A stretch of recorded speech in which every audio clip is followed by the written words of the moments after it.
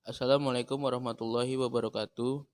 Nama saya Raki Fazlar Fakihanto dari kelas 12 MIPA 2 ingin mewawancarai salah satu narasumber yang mengalami sistem pemerintahan di masa Orde Baru. Sebelum kita memulai, saya akan memperkenalkan narasumber yaitu Oke, terima kasih kepada saudara Raki. Yang pertama saya menyapa teman-teman semua dulu. Assalamualaikum warahmatullahi wabarakatuh. Om Swastiastu, Namo Buddhaya, selamat malam, salam kebajikan. Perkenalkan, nama saya Syaflesi. Saya adalah Direktur Eksekutif Lingkar Demokrasi Institute. Oke, terima kasih. Oke, sudah siap diwawancarai? Siap. Pertanyaan pertama ya kan, bagaimana kebijakan politik di masa Orde Baru tersebut? Oke, terima kasih. Pertanyaan yang luar biasa. Yang pertama, tentu kalau kita telah dalam perspektif sosiohistoris, kita tahu bahwa sejarah perkembangan dan dinamisasi kehidupan berbangsa dan bernegara itu mengalami satu perkembangan yang cukup dramatik. Perihal Orde Baru, Orde Lama, teman-teman, tentu kita sudah mengalami satu pergantian rezim dari Orde Baru ke Orde Lama, tidak terlepas dari kondisi konstelasi politik nasional. Nah, terkait dengan kebijakan politik yang seperti Raki tanyakan, kalau kita melihat bahwa sebenarnya ada dua faktor yang paling dominan. Yang pertama adalah faktor internal, yang kedua adalah faktor eksternal. Nah, faktor internal ini teman-teman, kalau sekali lagi kita coba telah dalam perspektif sejarah, kalau kita mencoba menyelusuri ruang kehidupan bangsa kita dalam beberapa dekade terakhir, kita melihat bahwa banyak sekali persoalan-persoalan krusial yang kemudian tumbuh dan berkembang bahkan hadir di tengah-tengah akar rumput masyarakat. Nah, di sisi lain bicara pada konteks kebijakan politik, kita tahu bahwa pada masa Orde Lama tentu itu kita berada dalam sistem pemerintahan otoriter, teman-teman.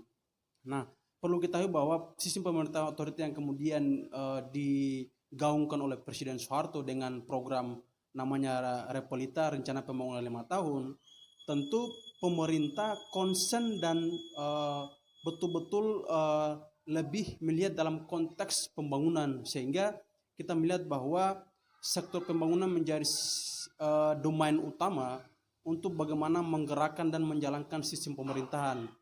Nah, di sisi lain teman-teman, kekuasaan Orde Lama yang kurang lebih dari 2 tahun berkuasa berakhir, tentu ini menjadi semacam presiden atau ekses negatif, karena kita melihat bahwa masa Orde Lama itu penuh dengan intrik dan kekuasaan yang kemudian di sisi lain kita melihat banyak sekali persoalan-persoalan yang tentu perlu kita bijaki dan perlu kita selesaikan secara bersama.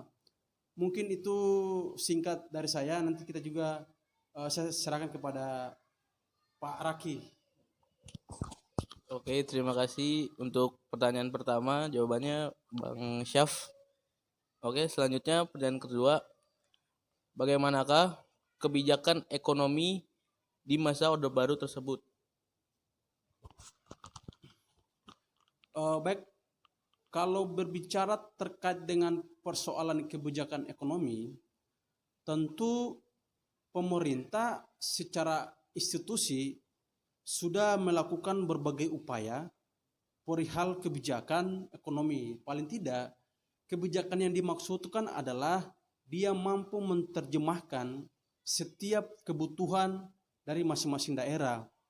Artinya bahwa secara demografi kewilayahan, kebutuhan dan keinginan serta persoalan tiap-tiap daerah itu kan agak beragam. Nah, paling tidak kebijakan yang dimaksudkan atau kebijakan yang dibuat mampu melihat, menganalisa, dan menerjemahkan setiap kebutuhan di masyarakat.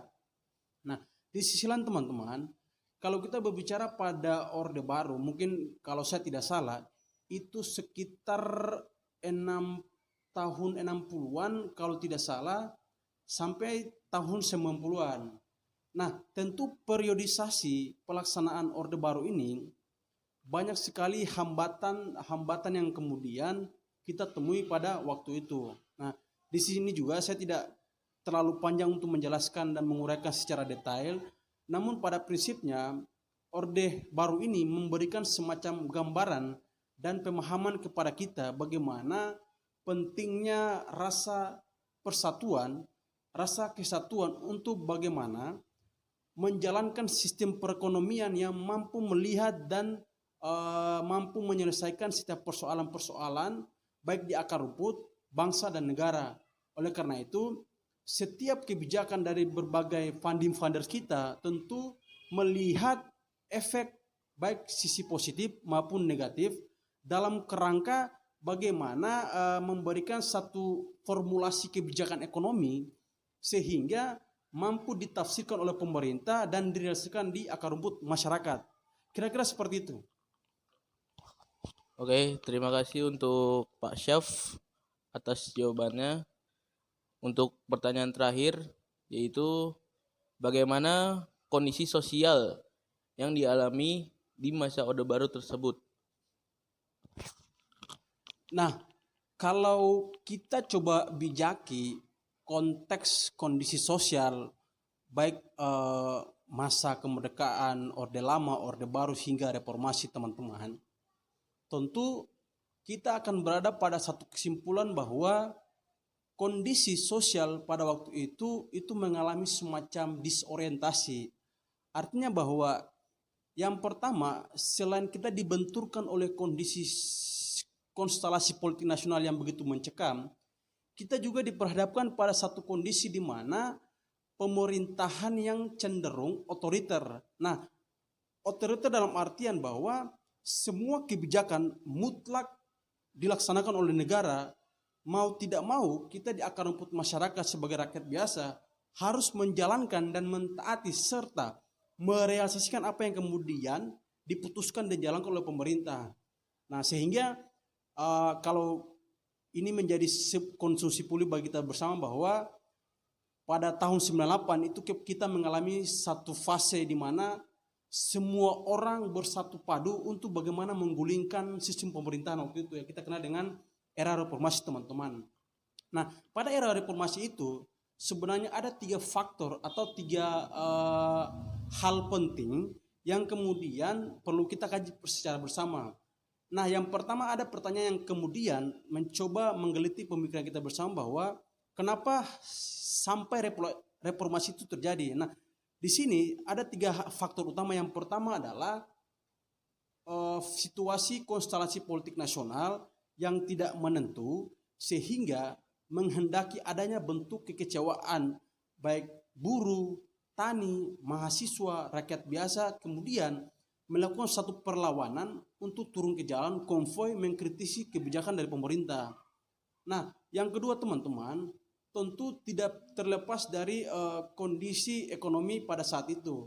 Nah, kita tahu bersama bahwa kita diperhadapkan pada kondisi ekonomi yang begitu buruk sehingga ini memunculkan kecaman dari tiap-tiap daerah untuk bagaimana mengkritisi dan turun ke jalan untuk menggulingkan pemerintahan yang ada. Nah, harapannya teman-teman sehingga kita berada pada fase sekarang bagaimana kita mampu mengisi ruang-ruang untuk bagaimana mengabdikan diri dan mampu berkontribusi berkarya untuk Indonesia ke depan jauh lebih baik. Mungkin sekian. Oke, terima kasih untuk Pak Syaf. Sekian dari wawancara kali ini. Terima kasih juga untuk Pak Syaf telah hadir di sini untuk memberi jawaban yang kritis dan jelas. Oke, sekian dari saya. Wawancara ini saya tutup. Wassalamualaikum warahmatullahi wabarakatuh.